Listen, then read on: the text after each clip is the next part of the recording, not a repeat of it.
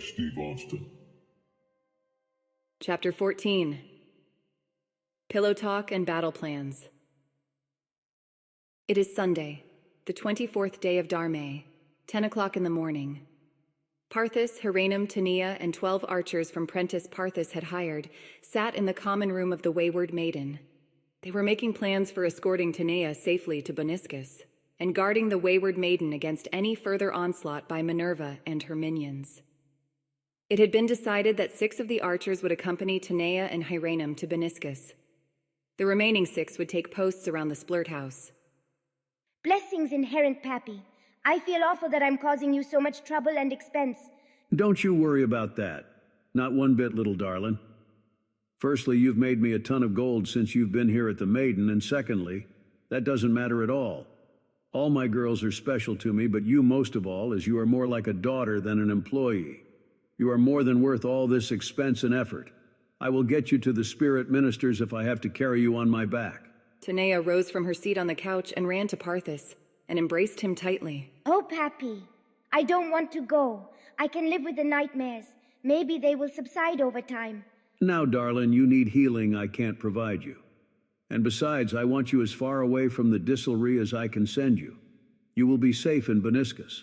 The Lord Ottacum and Lady Renata will make sure of it, I'm certain. And I understand their daughter has a special love for gnomes. Shanaeah is her name, I believe. Tauntaun, sweetheart, it may soon come to pass that I must send all the maidens employed here to a safer locale. In fact, Rantine is coming with you today. Oh, that is comforting news, Pappy. She is the sweetest elf maiden in Aeros. I adore her. She adores you as well. Insisted on accompanying you. She's packing now and will be down soon. So, when do we leave, Pappy? In about an hour, Taun, so if you need to bid farewell to any of the other maidens, now is the time. Will I ever see you again, Pappy? Oh, I reckon you will, once all this is over. But don't you fret none about that right now. Xiraena, will you send a runner when you get safely to Dan's, please? Send him the same route. Nobody goes near that infernal witch hole until this is over. Yes, sir. First thing when we arrive. Thank you. Very well. Blessings inherent abound, safe passage, and a happy arrival to you. Guard Tauntaun and Rantine with your very lives. Minerva looked up from her desk as a knock came upon the door of her study at the distillery. Yes? Madam Palatar, he is here and awaits your call. Send him in. The door opened and Xiphaeus, the sovereign of the Bartane elves, entered. Xiphaeus, please, sit. Would you care for a drink? I have Brane from the distilleries of Fornade or Sarne from Dawn Avarice or Disseldraft, a very strong lager brewed at the distillery. We have tonic water or Marfo milk as a mixer. Ever had a white brow, which is Brane and Marfo milk, my good elf? Quite delicious and very stout. Indeed, yes. I am quite fond of them, but I think I should like to try your native brew. I have never had Marfo draft, but I've heard it has quite a bite to it. That it does, my dear sovereign. Minerva picks up a bell and rings it. The door opens and a very pretty young witch enters. Your bidding, Madam Palatar? Yes, Magda. 2 flagons of Marfo draft for the sovereign elf and myself, please. Xiphaeus, this is Magda, my senior subordinate, a very ambitious and amenable underling. Magda, meet the sovereign of the Bartanes. So very pleased, good sir. The pleasure is mine, dear witch, and quite the lovely witch you are, my dear. He said as he kissed her hand. Now, Xiphaeus. There shall be time to flirt with my subordinates later. And time I shall indeed make. I hope to see you when our business is concluded, my dear Magda. Oh, my lord. You do so flatter me. Drinks, Magda. You can continue your flirtation with Xiphaeus, as he said after our meeting. Yes, Madam Palatar. And she excused herself to fetch the drinks. Now, Xiphaeus, to the business at hand.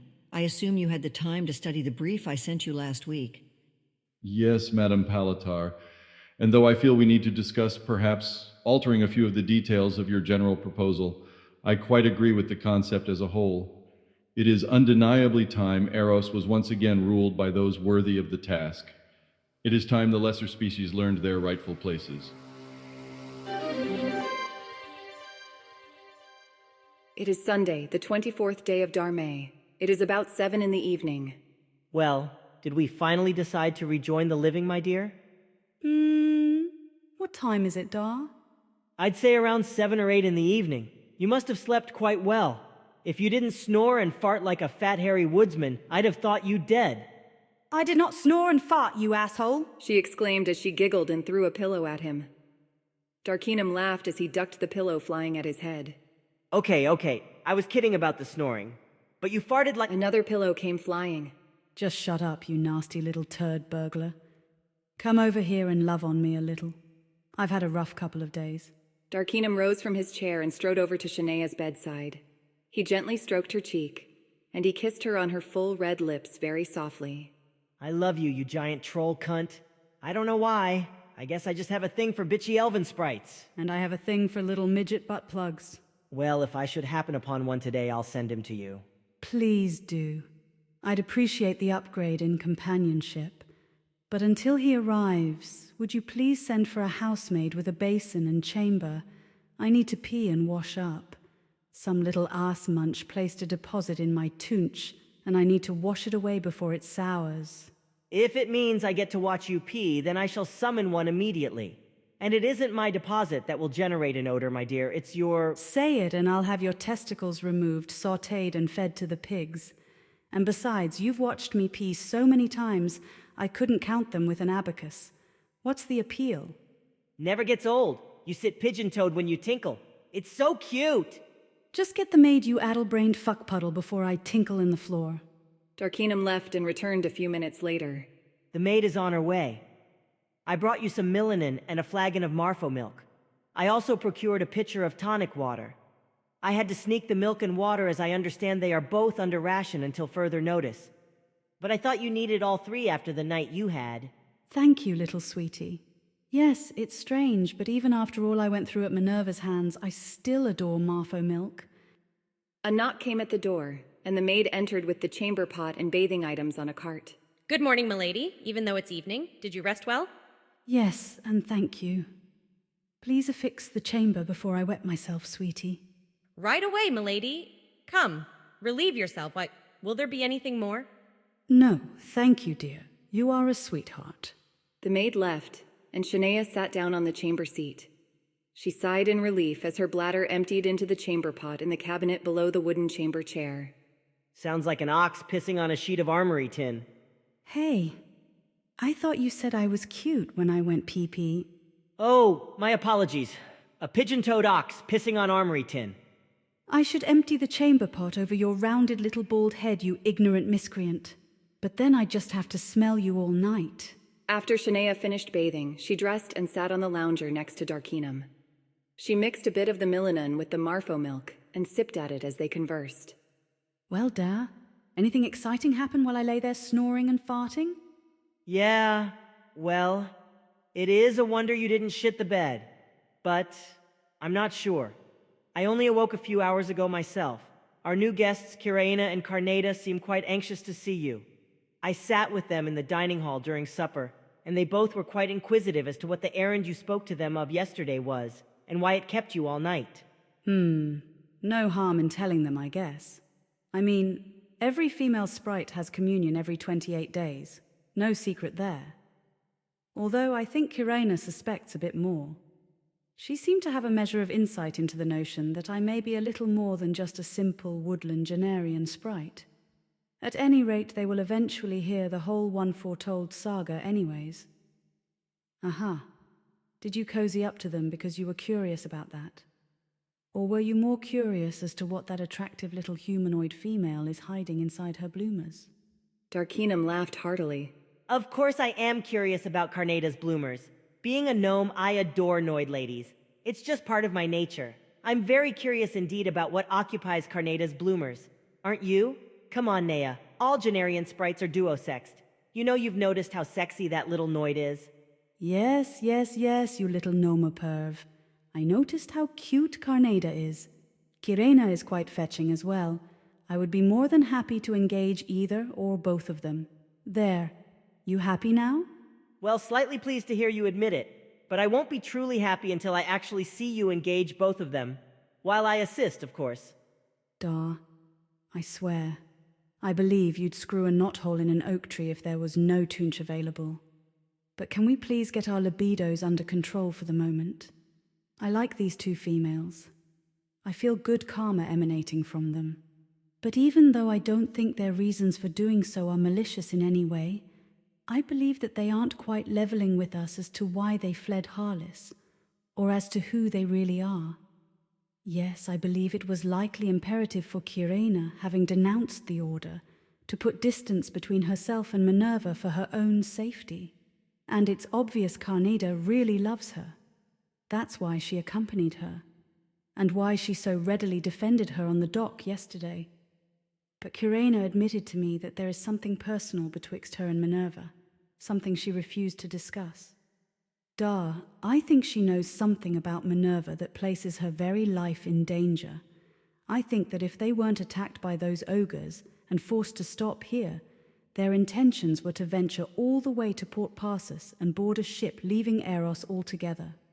Well, Nea, I hate to keep bringing the discussion back around to our overly stimulated libidos, but you know as well as I that much is often revealed during the afterglow of an orgasmic experience. Pillow talk, my dear. Make love to them. I have no doubt that both of them, if they do truly project the kind of karma you mentioned, will come to adore you in short order. Making love to them will most likely speed that along. And, I might even get myself a little noidish in the process, he said with a devilish grin. Dar, I don't know whether I should kiss you or slap the shit out of you. Yes. Let's invite them to my suite tonight for drinks, a late snack, and perhaps a bit more. You go issue the invitation for, say, 9 o'clock. I'll go to the kitchen and have the staff prepare us some finger foods and procure some cordial beverages. Mneesch stood upon a large stone central of the clearing about 1.5 miles inside the southernmost tip of the forest of Xiraena.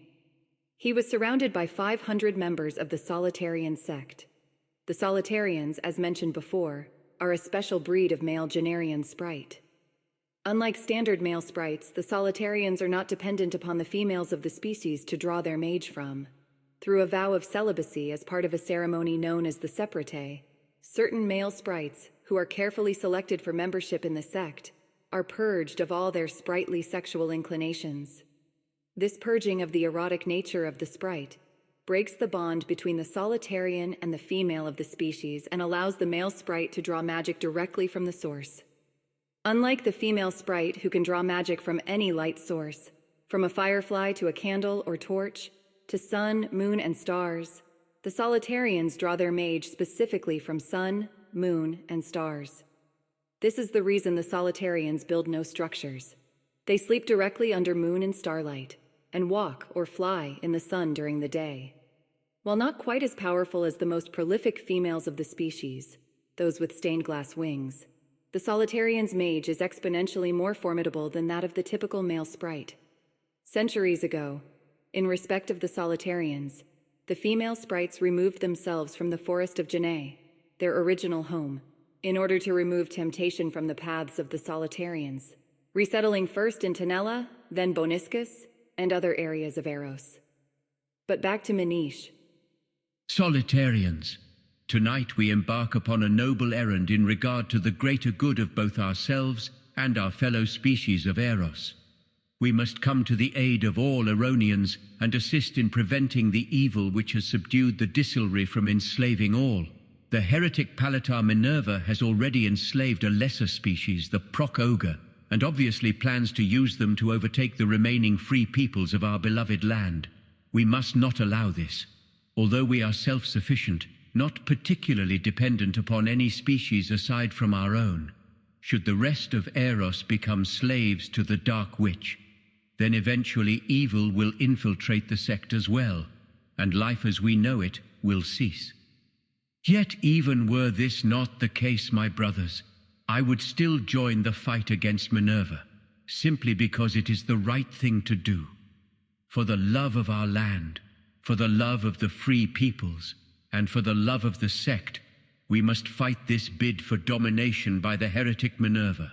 For if freedom suffers, the inherent itself suffers, and if the inherent suffers, all will suffer. So tonight, my brothers, we fly. We fly to Harlis, we fly to Dawn Avaris, we fly to Pandaena and Tonaeah, we fly to the aid of our fellow Aeronians. We fly directly into the face of the evil heretic Palatar. Tonight, my brothers, we fly into the fire, and should our wings be singed, then we shall wave them even more proudly in the night wind, as we wipe the blood of our enemies from the blades of our swords, and pull our arrows from their lifeless bellies. Captain Marek, Captain Nard, come with me. The rest of you, my brothers, prepare your packs and secure your weapons. We fly in 1 hour. Mneesch took his 2 captains aside and issued their orders. Marek, take 250 of our brothers and fly to Harlis. Set a perimeter of 150 brothers around the city, focusing on a possible attack originating from the distillery. Set the other 100 to protect against an attack from Pish upon Prentice or Norton. If Zamus has already returned, have a sergeant inquire about having archers from Prentice aid in the defense. If he has not yet returned, inquire with the Lieutenant Governor about the same. Nard, take the remaining 250 and divide them evenly, setting perimeters around Pandina and Tanella.